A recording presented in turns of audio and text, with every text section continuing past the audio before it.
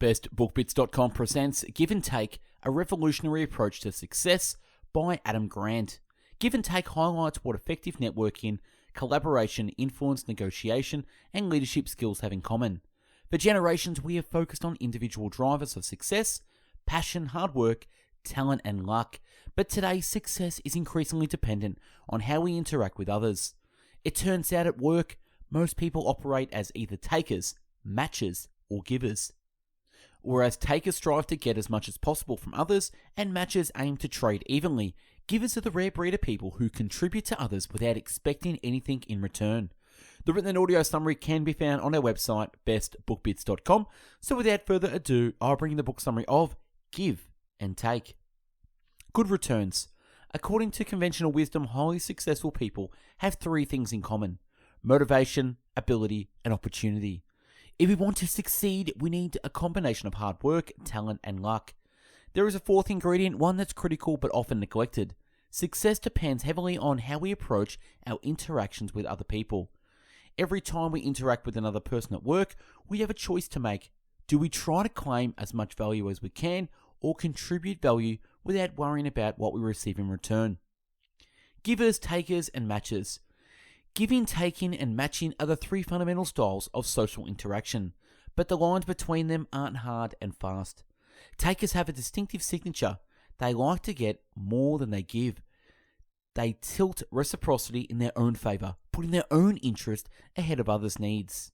Takers believe that the world is a competitive, dog-eat-dog place.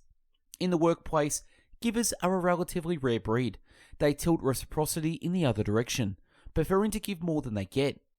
Givers strive to be generous in sharing time, energy, knowledge, skills, ideas, and connections with other people who can benefit from them. But in the workplace, give and take becomes more complicated. Professionally, few of us act purely like givers or takers, adopting a third style instead. We become matchers, striving to preserve an equal balance of giving and getting. Matchers operate on the principle of fairness. When they help others, they protect themselves by seeking reciprocity. How givers, takers, and matchers build networks. For centuries, we've recognized the importance of networking. Networks come with three major advantages: private information, diverse skills, and power. By developing a strong network, people can gain invaluable access to knowledge, expertise, and influence. Spotting the taker in givers' clothes. When we see a taker come in, we protect ourselves by closing the door to our networks, withholding our trust and help. To avoid getting shut out, many takers become good fakers, acting generously so they can waltz into our network disguised as givers or matchers. When takers deal with powerful people, they become convincing fakers. Takers want to be admired by influential superiors, so they go out of their way to charm and flatter. Takers may rise by kissing up, but they often fall by kicking down. As takers gain power, they pay less attention to how they're perceived by those below or next to them. Over time, treating peers and subordinates poorly jeopardizes their relationships and reputations. After all, most people are matchers. Their core values emphasize fairness, equality, and reciprocity. When takers violate these principles, matchers in their networks believe in an eye for an eye, so they want to see justice served. How to recognize a taker. First, when we have access to reputational information, we can see how people have treated others in their networks. Second, when we have a chance to observe the actions and imprints of takers, we can look for signs of leaking, self-glorifying images, self-absorbed conversations, and sizable pay gaps can send accurate, reliable signals that someone is a taker. The transparent network. Now it's much more harder for takers to get away with being fakers, fooling people into thinking they're givers. On the internet, we can now track down reputational information about our contacts by accessing public databases and discovering shared connections. And we can no longer need a company's annual report to catch a taker, because leaking in its many sizes and forms abounds in social network profiles. Tiny cues like words and photos can reveal profound clues about us. It is a powerful norm, but it comes with two downsides, both of which contribute to cautiousness with which many of us approach networking. The first downside is that people on the receiving end often feel like they're being manipulated. Do you really care about helping me, or are you just trying to create quid pro quo so that you can ask for a favor? There's a second downside of reciprocity, and it's one to which matches are especially vulnerable. Many matches operate based on the attitude, I'll do something for you if you do something for me, so they limit themselves to deals in which the immediate benefit is at least as great as the benefit for others. If you insist on a quid pro quo every time you help others, you will have a much narrower network. Weak ties. Weak ties are our acquaintances, the people we know casually, testing the common assumption that we get the most help from our strong ties. But surprisingly, people are significantly more likely to benefit from weak ties.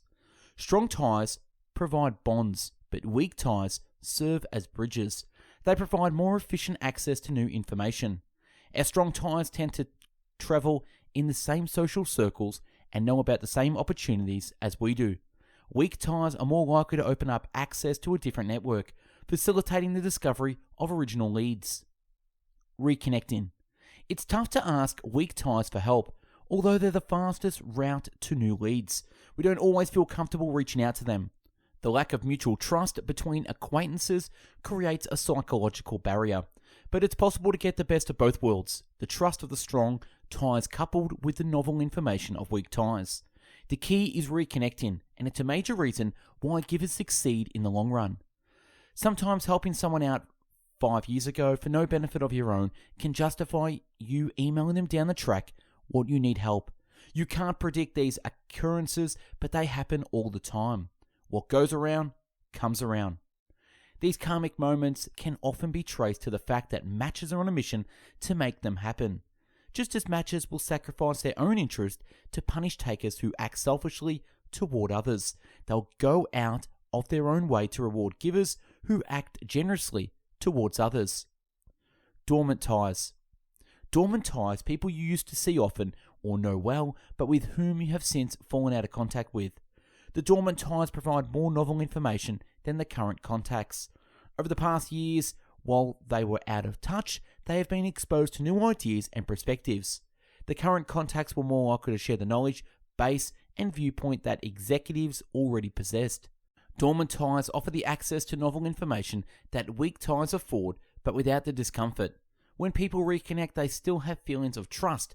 Reactivating a dormant tie requires actually a shorter conversation, since there is already some good common ground. The 5-minute favor. In traditional old-school reciprocity, people operated like matches, trading value back and forth with one another.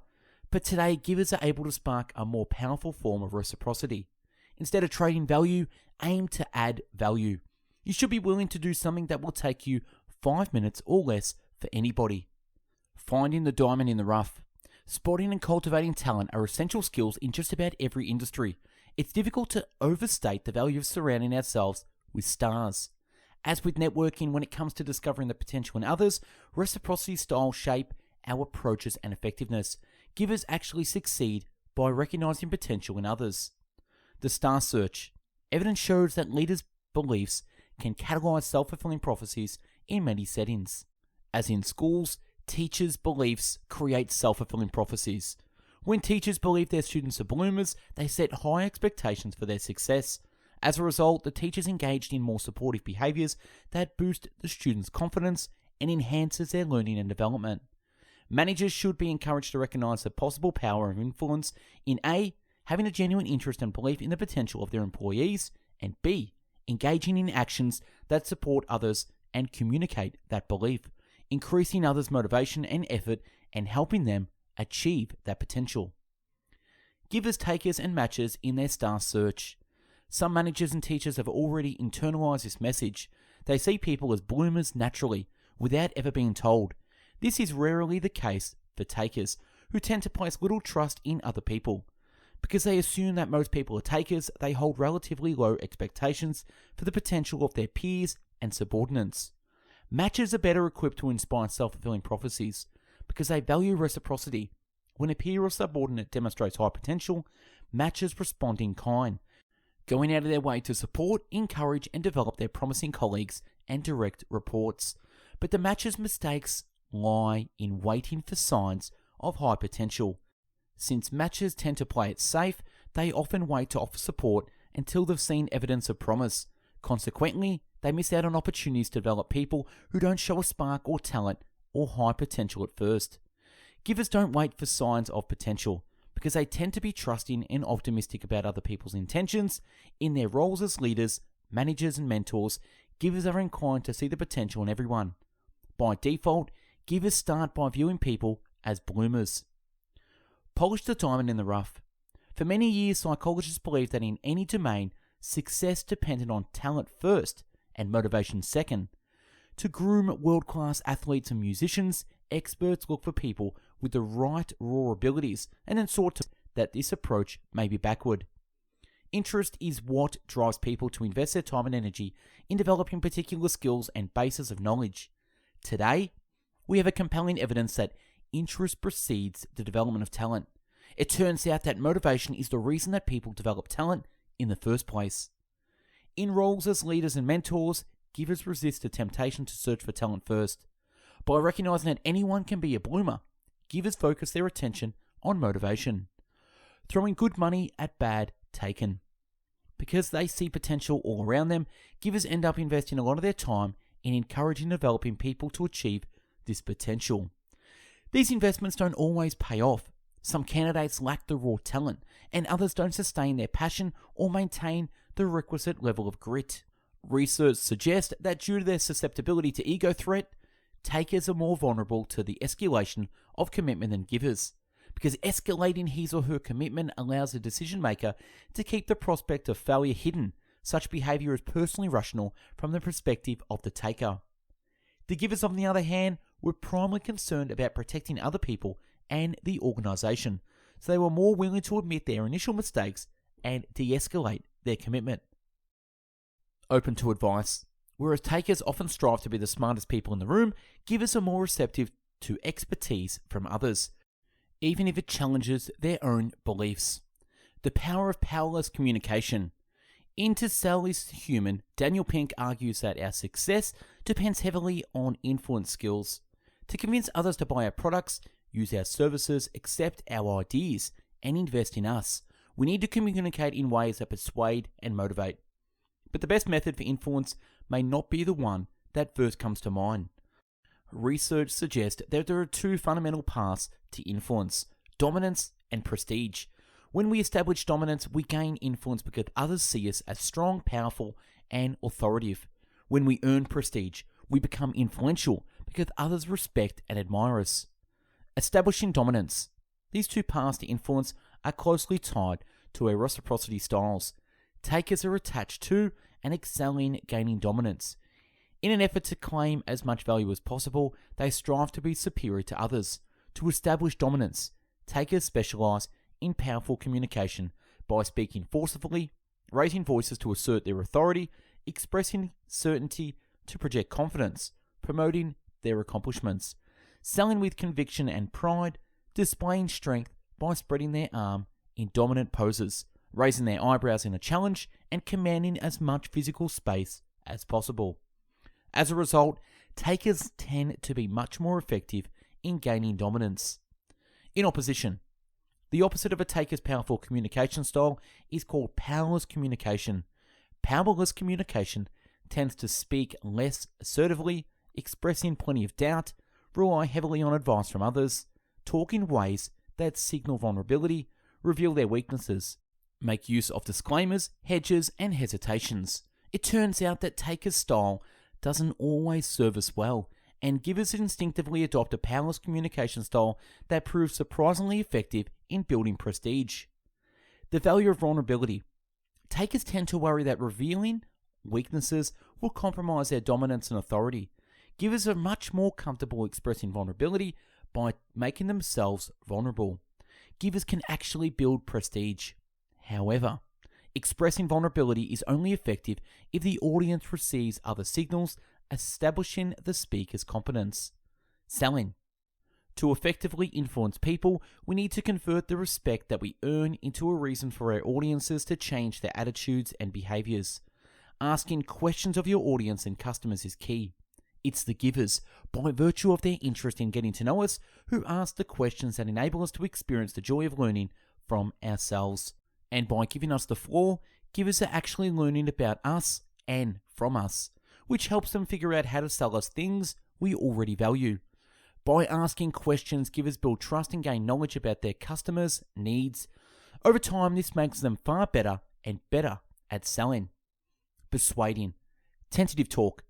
Takers tend to use powerful speech when they're assertive and direct. Givers tend to use more powerless speech, talking with tentative markers like these. Hesitations. Well, hedges. Kind of, sort of, maybe, probably, I think. Disclaimers. This may be a bad idea, but. Tag questions. That's interesting, isn't it? Or, that's a good idea, right? Intensifiers. Really? Very? Quiet. These markers send a clear message to the audience. The speaker lacks confidence and authority. Lacking confidence is a bad thing, right? By talking tentatively, you show a willingness to take on your audience's point of view where required, or at least take their opinion into consideration. Talking tentatively doesn't establish dominance, but it is plenty of prestige. To a taker, this receptivity to advice may sound like a weakness. By listening to other people's suggestions, givers might end up being under-influenced by their colleagues. But what is seeking advice is actually a strategy for influencing other people. When givers sit down at the bargaining table, they benefit from advice in unexpected ways. Negotiating.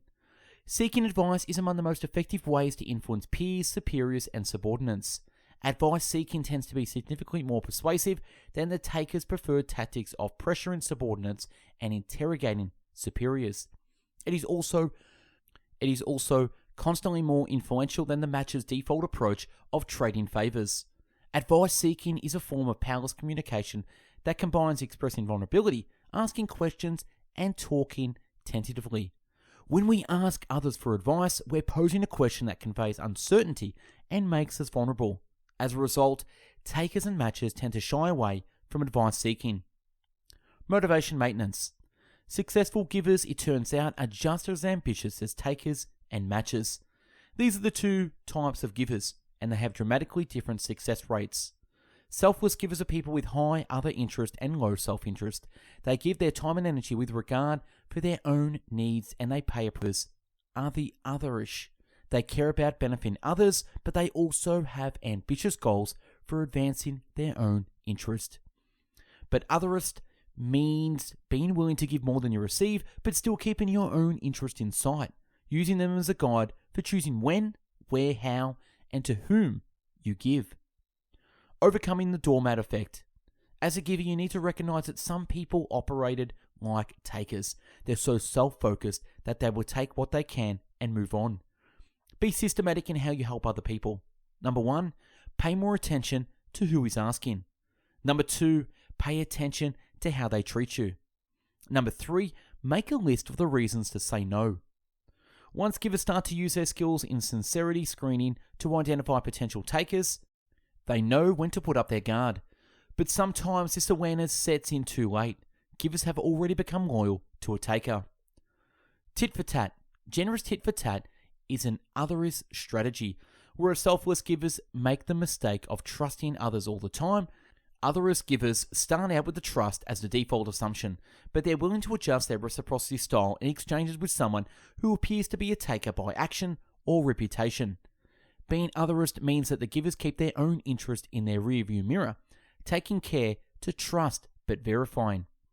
When dealing with takers, shifting effective strategy, but 1 out of every 3 times, it may be wise to shift back into a giver mode, granting so-called takers the opportunity to redeem themselves. The Scrooge shift. What drives people to join a group with the intention of taking, but then end up giving? The answer to this question opens up another way that givers avoid the bottom of the success ladder. When dealing with individuals, it's sensible for givers to protect themselves by engaging in sincerity screening and acting primarily like matchers in exchanges with takers. But in a group setting, there's a different way for givers to make sure that they're not being exploited. Get everyone in the group to act more like givers. If a group develops a norm of giving, members will uphold the norm and give, even if they're more inclined to be takers or matchers elsewhere. This reduces the risk of giving. When everyone contributes, the pie is larger, and givers are no longer struck contributing far more than they get. But what is it about groups that can tilt members in the giver direction? Community and likeness. People are motivated to give to others when they identify as part of a common community.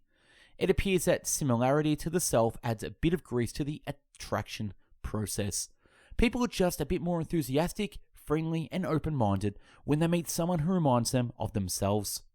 On the other hand, we want to fit in.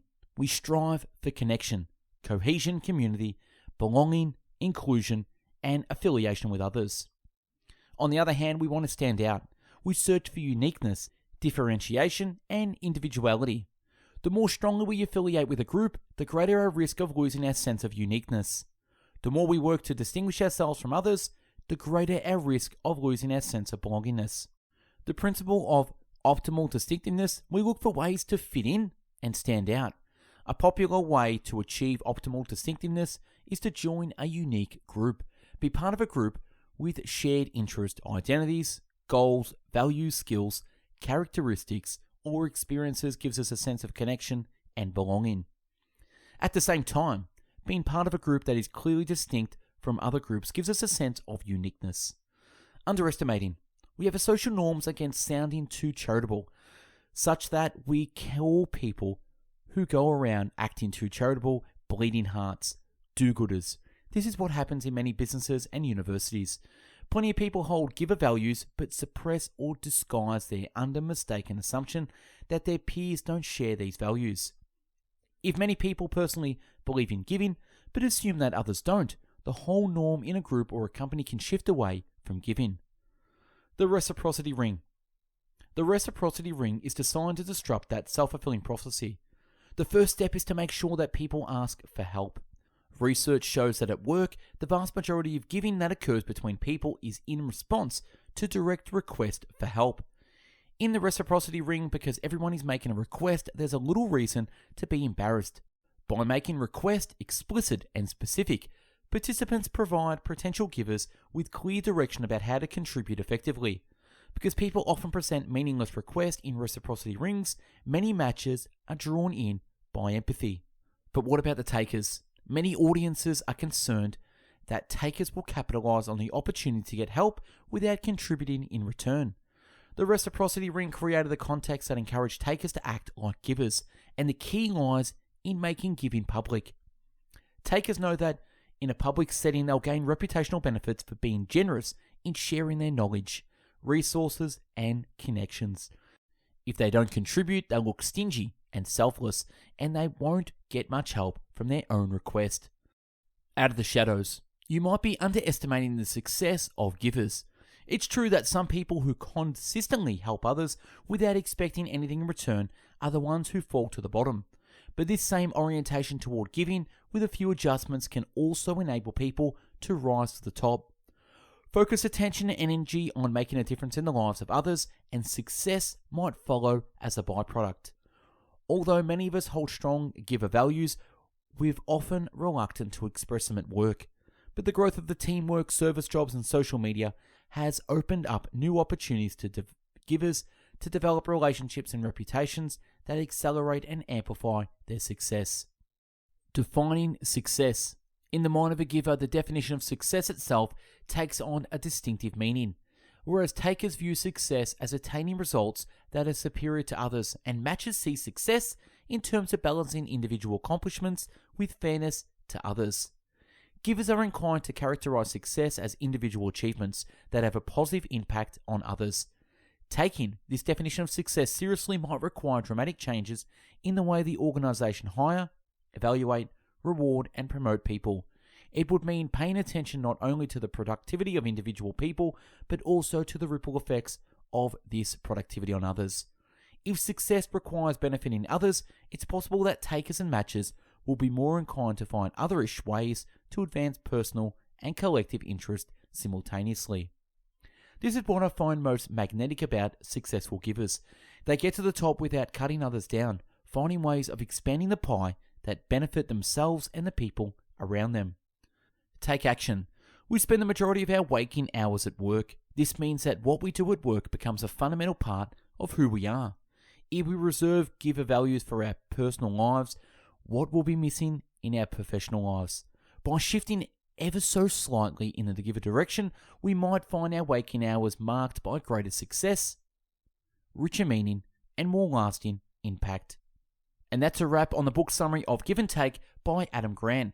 Check out our YouTube channel with over 500 video book summaries uploaded previously. Like the video, comment on what you think, subscribe to the channel, and if there's a book you want us to do a summary on, comment below. Check out our website, bestbookbits.com, where you'll find over 500 written book summaries where you can read and download in the PDF offline. To get notified on the latest weekly book summaries, join our email group by popping your email in the link below. Check out our audio podcast on mixcloud.com/bestbookbits, where you can download and listen to 500 audiobook summaries at your pleasure, now featuring on Spotify as well. Check out our Instagram account at bestbookbits. Thanks for watching and listening. Have yourself an amazing day. Take care. Bye-bye now.